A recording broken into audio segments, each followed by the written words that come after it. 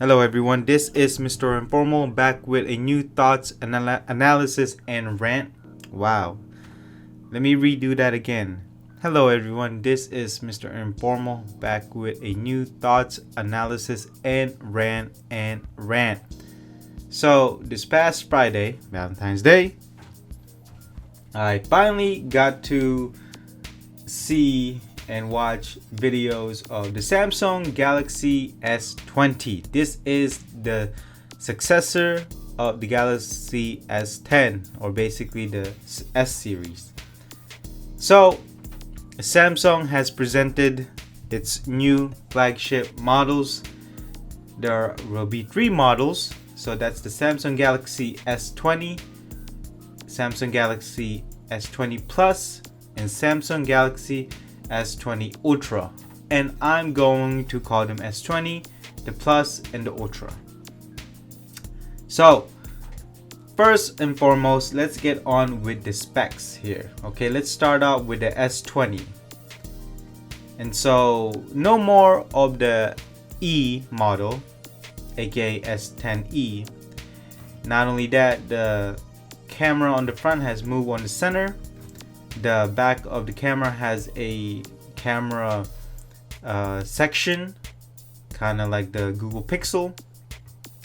Not only that, the size of the screen is 6.2 inch, 1440 by 3200 pixels. That's 20 by 9 ratio, and then 120 hertz screen on 1080p mode, while there's only 60 hertz at QHD. So it's not really technically full 120 hertz screen, and I will get to that later.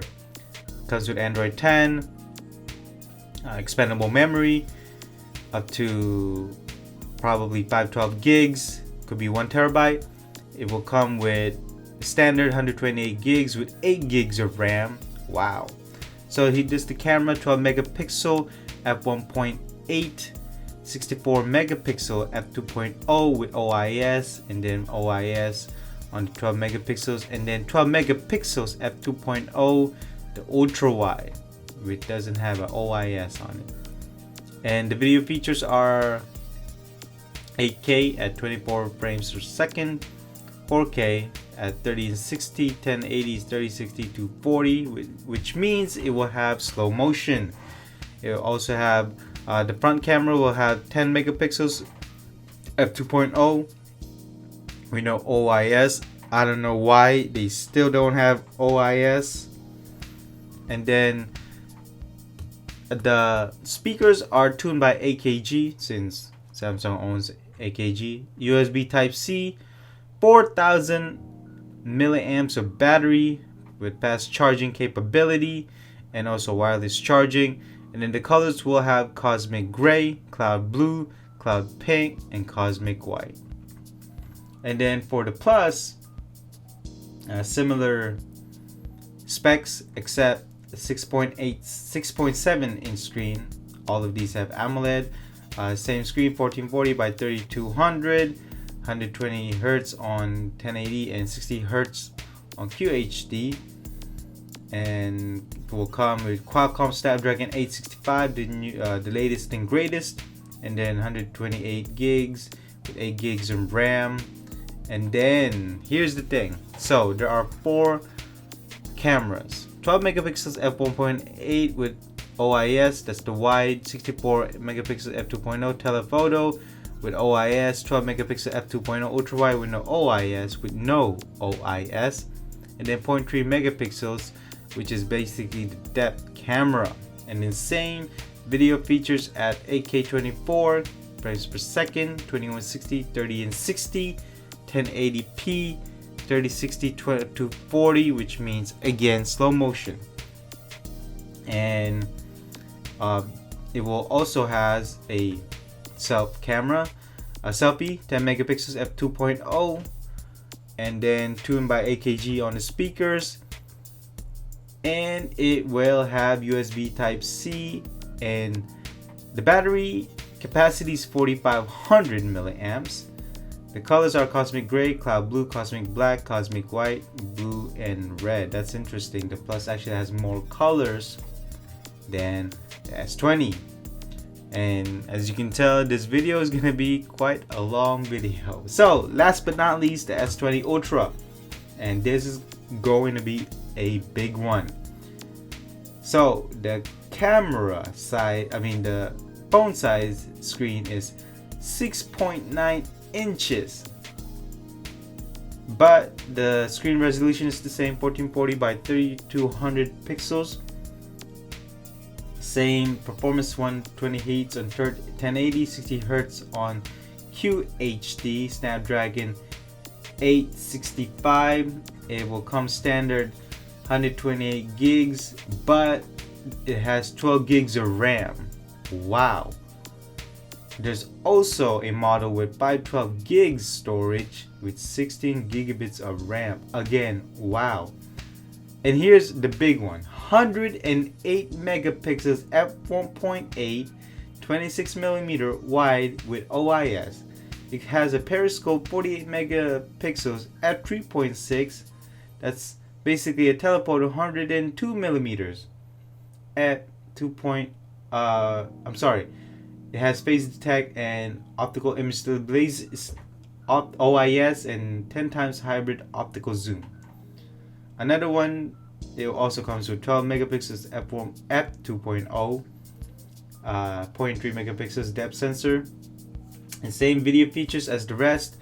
The selfie camera has 40 megapixels f2.2, 26 millimeter, and the video features on the selfie camera is 4K, 30 and 60 with no OIS. And then here comes the colors. It comes with cosmic gray and cosmic black. That's it. And then 5000 milliamp battery with 45 watt charging, and it has wireless charge. And not only that, the Ultra will come in 5G. So here are the prices for the S20, which is $1,000 starting. The Plus will be $1,100 to $1,200 depending on where you are, and then the Ultra will be $1,200 to $1,400 depending on where you are. So that is it for the specs.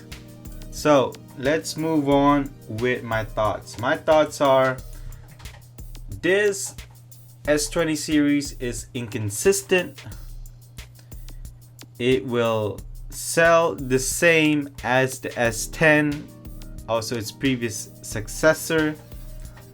I feel as though the S20 did not make a big improvement or major step to crush its competition.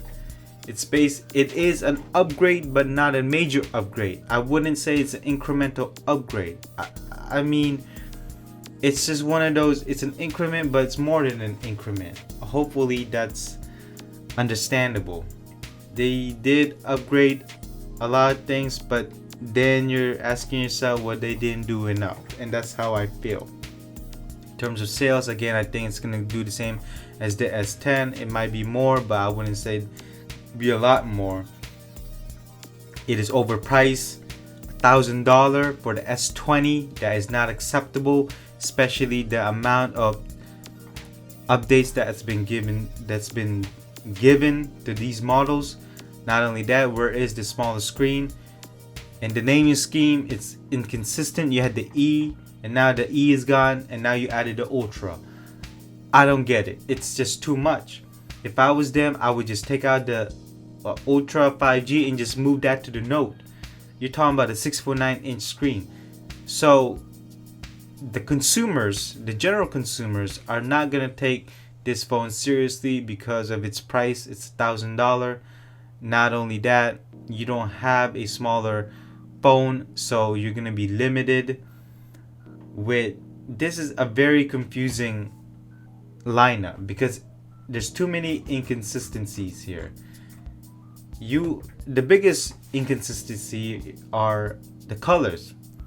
S20 cosmic gray, cloud blue, cloud pink, cosmic white. The Plus, cosmic gray, cloud blue, cosmic black, cosmic white. And where's the pink? It also comes in blue and red. So again, it's its inconsistency. And then you have the Ultra, which is only comes in cosmic gray and cosmic black.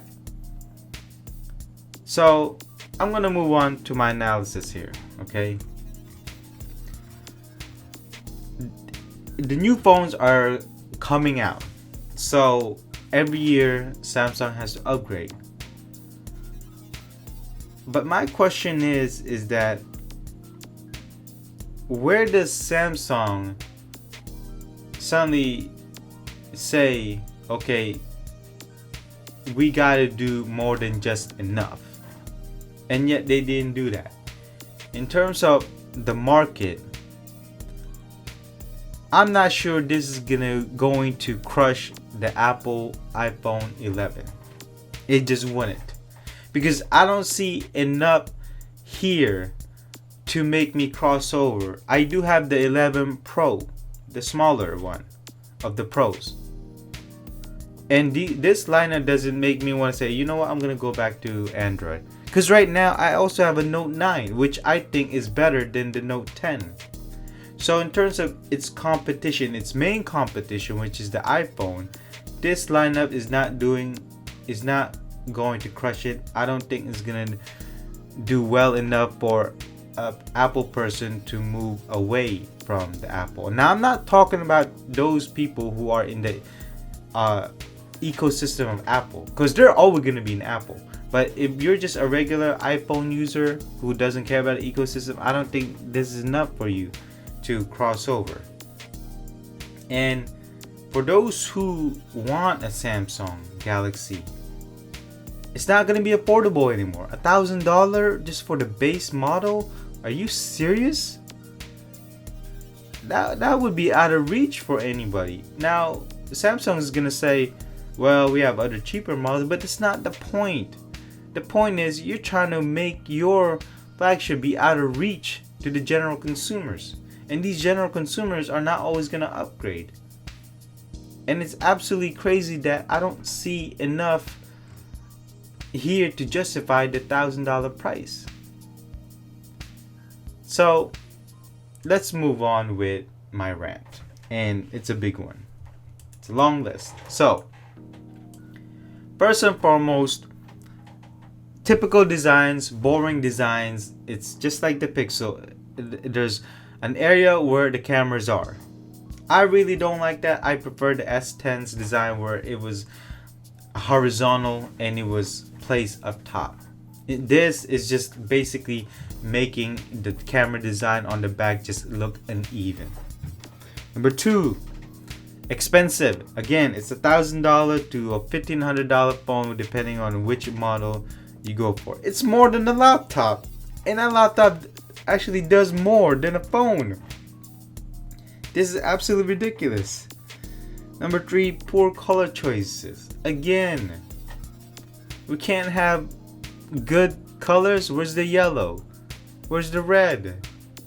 Heck, where's the green? Number 4, where is the headphone jack? These phones are big, and yet you're telling me you don't have space for a headphone jack. And you're telling me it's tuned by AKG, which I think that AKG know audio. They know about audio chips. They know about how to tune audio. They know about audio. And you can't even take advantage of that. Number 5, no smaller version. So where's the E version? Where's the light version? Like, where's the smaller version? None. Number 6, you have 8 gigs of RAM, and yet I'm pretty sure Android is not going to take advantage of that. For some reason, there's going to be slowdown. And for some reason, Samsung is going to decide to put a bigger, inefficient modification of Android that's going to slow the phone down, even though it has 8 gigs of RAM. Especially the 12 gig of RAM version, the Ultra, is probably going to get slowed down by Samsung here. So number 7, hopefully I'm on number 7. Let me just make sure. So boring design, expensive. That's poor choice colors. Number 3, 4, 5, 6, 7. only 60 hertz. Now Samsung is saying, oh, we have 120 hertz, but that's not really a full 120 hertz screen. 120 hertz only is capable if it's on the 1080 mode, but on the QHD it only runs 60 hertz, so there's no point. There's still no OIS on the front camera. Unbelievable. The HTC 10 had it, and that was like what, a 5-year-old phone, and nobody still has a camera on the front that has OIS. This is just crazy. So those are my rant, and I know this is such a long video, but man, I feel as though I'm disappointed at this lineup. I feel more excited about the Z than this S20 series. But in any case, if you feel the same way I do, let me know down in the comments below. So that is basically it for me. I am Mr. Informal, giving you my thoughts, analysis, and rant on the Galaxy S20 series by Samsung. Bye bye.